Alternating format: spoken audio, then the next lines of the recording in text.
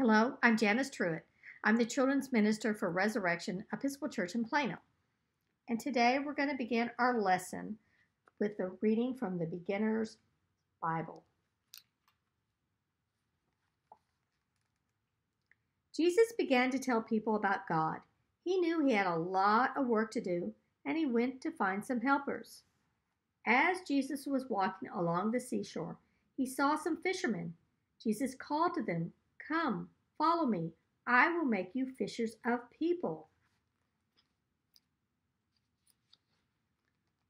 Right away, they left their boats and followed Jesus. Their names were Peter, Andrew, James, and John. So that is a story that is telling about how Jesus found some people to help to spread the good news. And to help us to remember this story, I have some activities. I have a version for the younger children. They will glue some fish down onto some construction paper and then some yarn. And then for the older children, the idea is the fish is glued onto a paper plate that they've colored, and then they weave the net because the fishermen use their net to catch the fish. To start off, the younger children just use a plain piece of paper. This one is 5.5 inches by 5.5 inches. And then they're going to need some fish. So I did create a template that can be found on the Facebook page for Resurrection Episcopal Church in Plano. They can cut out how many fish they want to use. This one I printed on yellow. It could be any color you want. And then the children will glue down whatever fish they want to glue down. After that, then we're ready for the net. And so they take a piece of yarn. They only need a short piece. That is about 5.5 inches long, so it goes across the piece of paper. And they glue those going up and down, 3 going up and down and 3 going across, so that you end up with the idea of the woven net. The older children start off with just a plain paper plate. They can color that paper plate for the water any way they want.